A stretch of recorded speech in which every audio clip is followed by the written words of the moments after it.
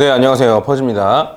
자, 지난 시간에 켈리 법칙에 대해서 배웠어요. 켈리 법칙에 대해서 배웠는데 이거를 실제로는 전 어떻게 사용하고 있는지, 물론 사용하는 게 별거겠습니까? 시대를 얼마나 투입하는지 이런 거에 대한 얘기겠죠. 근데 실시간 분석 강의를 들으시는 분들은 아시겠지만 제가 평소에 어떻게 하라고 말씀드리는데 제가 왜 그렇게 하라고 말씀드리는지가 여기 나오는 거예요. 뭔지 아시겠죠? 말이 좀 이상한가? 네. 자, 얼마나 베팅해야 하나? 자, 한번 복습인데 이거 딱 보고 이해가 안 가시는 분들은 지난 강의를 한번 다시 보고 오시는 걸 추천드립니다. 네, 오늘은 요거를 좀 더 자세하게 알려드릴 건 아니에요. 알려드릴 거 아닌데 한번 보시고 오시는 걸 추천드려요. 자, 이게 업비트 펌핑인데 실시간 분석 강의 보면 업비트 펌핑이라고 나와요. 업비트 펌핑이 다른 건 아니고 업비트가 가끔씩 보면은 한 번씩 잡코들이 많으니까 잡코인들이 많으니까 한 번씩 팡 튀잖아요. 그런 걸 수익으로 가져가겠다. 예, 이런 거예요. 본인이 갖고 있는 시드를 많이 투자하라고는 얘기 안 하는데, 아무튼 해서 최근에 이제 수익이 좀 제대로 내가 원하는 수익이 난 게 이제 크립토닷컴이라는 코인입니다. 이게 11월 1일인데 2019년 11월 1일 해가지고 12% 수익, 1차 청산 12% 수익, 2차 청산 25% 수익, 3차 청산 24% 수익 이렇게 됐는데, 실제로 차트를 보면 제가 이렇게 보내드렸어요. 10월 22일에 이런 식으로 올라갈 것 같으니 매수를 여기서 진행합시다. 매수를 여기서 진행하고 여기서 매수를 진행한 다음에 1차 청산, 2차 청산, 3차 청산 합시다 라고 했는데 얘가 요 끝까지 안 올라가길래 그냥 3차 청산도 여기서 한 겁니다. 이해 가세요? 네, 그 실제로 어떻게 올라가는지 보면은 이런 식으로 올라간 거예요. 이런 식으로. 그래서 여기서 매수를 다 한 겁니다. 여기서 매수. 지금 이게 얘는 일봉이고 얘도 일봉이구나. 네. 그래서 여기서 매수를 진행하고, 이거 좀 넓혀서 그런데, 차트 자체를 좀 넓혀서 그런데 여기에서 다 매수를 진행하고 1차 청산, 2차 청산까지 나간 다음에 그 다음에 3차 청산도 그냥 요 근처에서 진행한 거예요. 요런 차트예요. 뭔 말인지 아시겠죠? 자, 그러면 제가 이런 식으로 업비트 펌핑을 보내드리는데 요거 같은 경우에도 손절 라인이 분명히 있었습니다. 근데 여기에서는 손절 라인이 없는데 왜 그러냐면 이미 1차 청산을 해버렸기 때문에 손절 라인을 지운 거예요. 무슨 소리냐? 자, 해서 여기까지 올라간 다음에 1차 청산을 했어. 그런 다음에 다시 떨어져. 그러면 내가 샀던 본절가에서 나머지 다 털고 나오셔라. 이렇게 제가 말씀을 드려놨거든요. 뭔 말인지 아시겠죠? 그러면 무조건 익절일 수 있게끔. 근데 원래 손절 라인은 어디였냐면 원래 손절 라인은 여기였습니다. 여기. 네, 왜 여기로 하는지는 강의들을 보시면 엘리엇 강의를 들으시면 아시는데 그걸 여기서 설명할 건 아니고, 그러면 봤을 때 여기서부터 여기까지, 여기 평단가가 이렇게 잡히고 여기서부터 여기까지 손절이 마이너스 15% 정도였어요. 손절이 마이너스 15% 정도였고, 그러면 우리가 수익을 본 게 12%, 25%, 24%니까 실제로는 20% 수익 정도라고, 실제로는 20%보다 조금 높은데 20%라고 생각을 하고 우리가 뭐에 대입해 볼 거냐면요, 켈리 법칙에 대입을 해볼 거예요. 뭔 말인지 아시겠죠? 이해 가세요? 네. 자, 다시 왔어요, 이거. 다시 왔는데 뭐냐면, 자, 아까 전에 제가 수익을 거두면 수익은 한 20%고 손절이면 마이너스 15%라고 그랬잖아요. 그럼 손익비는 얼마냐? 면 20 나누기 15 하면 됩니다. 네, 20 나누기 15 하면 돼요. 네, 20 나누기 15 하면 되는데 이 20 나누기 15 한 게 1.33이에요. 1.33. 그러면 여기 B가 1.33을 여기다 이렇게 딱 대입을 하는 거예요.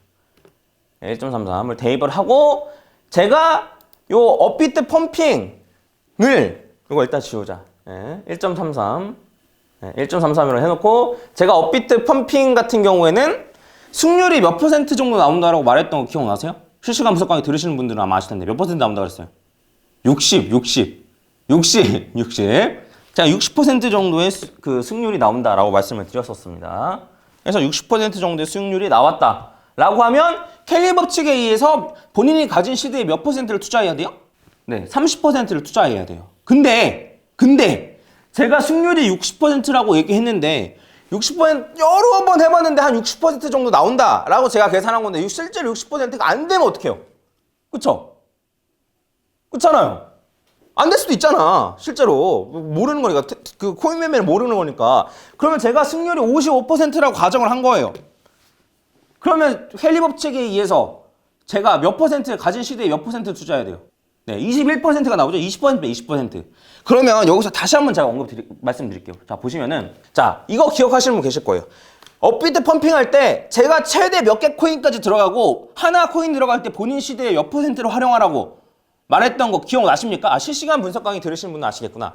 실시간 분석 강의 들으시지 않으셨던 분들 같은 경우에 따로 말씀드리겠지만 실시간 분석 강의 들으시는 분들, 업비트 펌빅 들으시는 분들 기억나실 거예요. 제가 뭐라고 말씀드렸냐면 최대 5개 코인 매매하고 하나 코인 들어갈 때마다 CD의 5분의 1만 진입하라고 말씀드렸었잖아요. 기억나세요? 안 나세요? 나시죠? 예. 이게 제가 그냥 이렇게 대충 하면 좋을 것 같아요 라고 한 게 아니란 말이에요. 예. 이게 아니고 제가 철저하게 그냥 계산을 해서 장기적으로 여러 번 했을 때 어떤 게 여러분들 시드를 최대한 늘릴 수 있는 방법인지를 고민해서 말씀드린 거란 말이에요.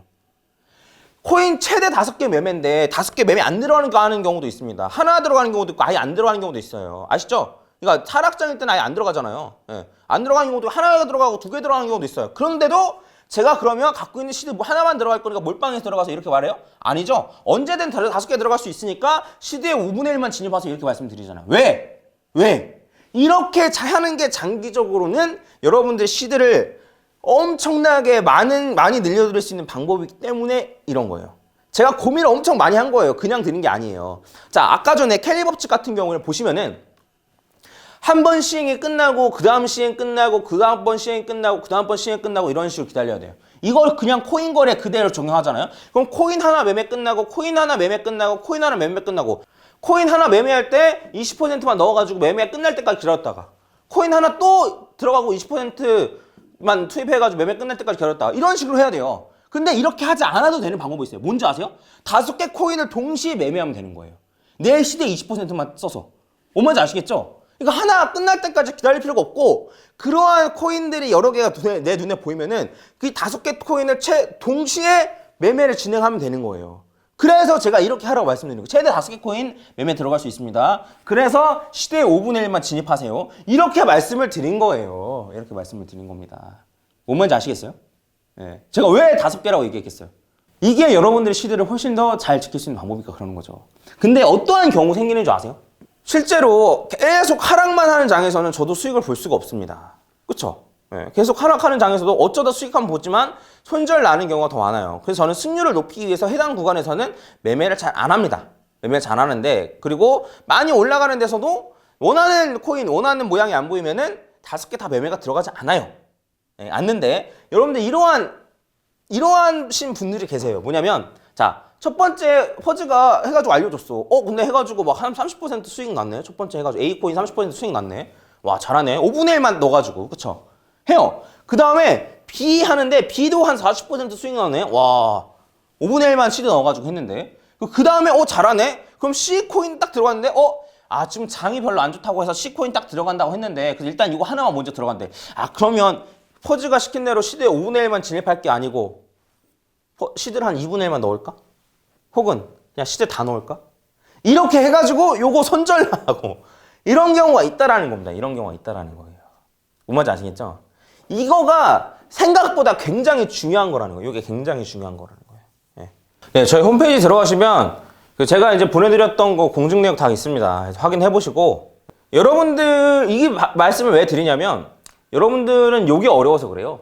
그래 알겠어 퍼즈 알겠어. 그러면 앞으로도 나도 캘리 법칙 활용하면 될 것 같아. 그래 알겠어 알겠는데 그냥 이렇게 하면 돼? 라고 하는 게 맞아 이렇게 하면 되는데 이게 일반인들이 활용하기 어려운 부분이 있어요. 첫 번째는 뭐냐면 본인의 승률을 제대로 확인할 수 없다는 점이에요. 예. 여러분들 승률이 얼마나 되세요? 여러분 스스로 매매했을 때? 승률 어느 정도 됩니까? 50? 너무 본인을 과대평가한 거 아니에요? 50?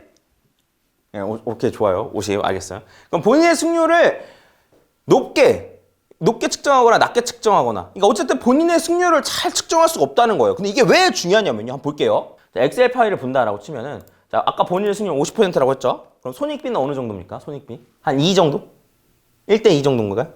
손절 1이면 수익 구간 한 2 정도? 네, 그럼 손익비가 2라고 치겠습니다. 그러면 본인 시대에 몇 퍼센트를 투입해야 돼요?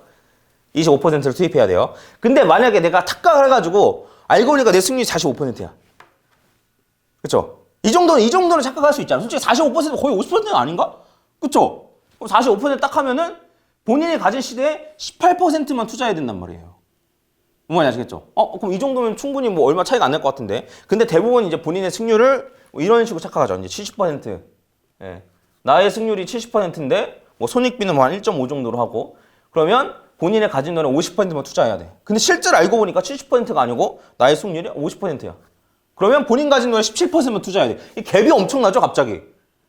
뭔지 아시겠죠? 그러니까 본인의 수익률을 제대로 측정할 줄 알아야지만 요게 의미가 있는 거예요. 예. 그리고 본인의 손익비나 이런 거 제대로 잘 파악할 줄 알아야지만 요런 의미가 있는 거란 말이죠. 뭔지 아시겠죠? 그래서 여러분들이 요 켈리 법칙을 온전하게 활용하기는 어려운 거예요. 근데 보시면은 자, 요 아래에서 보시면 아시겠지만 요거는 25%가 최적이라고 말씀드렸습니다. 켈리 법칙에 의해서. 그러면 요 아래 10도 있고 50도 있고 그렇잖아요. 그렇죠? 네. 자, 요거 켈리 법칙의 문제는 뭐냐면 켈리 법칙으로 딱 하면은 수익률이 어쨌든 나중에 장기적으로 봤을 때 정말 최대인데 이거 켈리 법칙보다 쫄아가지고 아래를 투자하면은 수익률이 너무 조금이라는 거예요. 혹은 나의 수익률을 높게 평가해가지고 내 원래 켈리 비율보다 더 높게 투자하면 금방 망한다는 거예요. 요 이해 가세요? 자, 다시 한번 제가 정리 한번 해볼게요. 자, 요런 게 있어요. 그러니까 쉽게 말하면 내 수익률은 한 요 정도라는 거예요. 내 수익률 요 정도. 내 수익률이 요 정도야. 내 수익률 한 50%로 칩시다. 내 수익률 요 정도인데 예를 들면 실제로 내 수익률을 너무 고평가했어. 네. 내 수익률을 너무 고평가했어. 그럼 내 수익률이 요 정도 한 70%라고 고평가한 거예요. 그래서 고평가한 거일 수 있으니까 내가 쫄아가지고 예를 들어 켈리 법칙에 의하면 예를 들어 몇 퍼센트를 하라 나오는데 쫄아가지고 한 이쯤 해가지고 켈리 법칙을 투자했어. 이만큼의 요 부분에 켈리 법칙을 투자했어. 그러면 적절한 거죠. 쉽게 말하면 적절한 건데 근데 실제로 50%가 내 승률일 수도 있잖아요. 그러니까 내 50%는 내 승률인데 내가 50%로 측정할 수 있잖아요. 근데 내가 잘못 측정한 걸 쫄아가지고 한 요만큼만 투자하면 어떻게 된다? 수익률이 너무 조금 나온다. 예. 물론 더 많이 거는 것보다는 안전할 수 있겠지만 수익률이 너무 조금 나온다. 요 얘기예요. 그럼 하다못해 그러면 이렇게 조금 나올 수도 있으니까 내 승률에 해가지고 그 켈리 법칙대로 하는데 적절히 내 승률을 평가했으면 모르겠는데 그게 아니고 요렇게 높게 승률을 평가했어. 그러면 요 위에 있는 켈리 법칙으로 투자를 하면 어떻게 된다? 망한다. 요런 얘기입니다. 승률이 조금만 왔다 갔다 하더라도 켈리 법칙에 의한 투자 비율이 엄청나게 달라지기 때문에 어렵다는 거예요.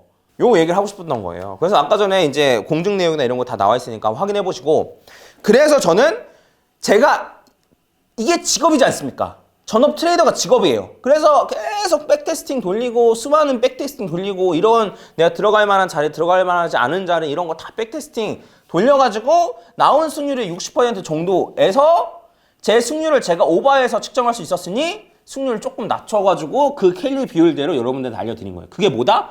20%다. 그래서 최대 5개의 코인만 들어가고 5분의 1 정도의 시드만 계속 들어가라. 이렇게 말씀을 드린 겁니다. 이해 가세요? 예.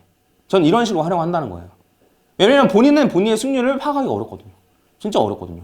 그래서 이때도 뭐라 말씀드렸냐면 그냥 본인이 갖고 있는 단타 시드의 한 10분의 1 정도만 활용해서 이렇게 말씀드렸어요. 이 10분의 1도 어디서 나온 걸까요? 어디서 나온 거겠어요? 이것도 켈리 법칙에 의해서 나온 거겠죠. 예? 본인이 갖고 있는 단타를 이만큼 할 건데 단타 하려는 거에서 한 10분의 1 정도 이 정도만 활용해가지고 업비트에서 놓으세요. 근데 이 업비트를 어떻게 놓으시냐면 5개 코인으로 시드의 5분의 1, 요 시드의 5분의 1만 진입을 해가지고 하세요. 그러면 이게 수익이 날 때는 승률이 60%니까 5개가 들어가면 A, B, C, D, E가 있으면은 얘 수익 나는 거 크게 나고 손절 나는 거 조금씩 나고 이렇게 해가지고 점점 요 파일을 키워나가면 되는 겁니다. 라고 말씀드렸잖아요. 기억나시죠? 물론 이걸 처음 들어보시는 분들 계실 테지만 그냥 이렇게 얘기했구나 라고만 알고 넘어가시면 됩니다. 이렇게 해서 말씀을 드린 겁니다. 제가 그냥 마구잡이로 말씀드린 건 아니에요. 그래서 이제 설명을 드렸고 자, 요 얘기가 왜 다시 나오냐면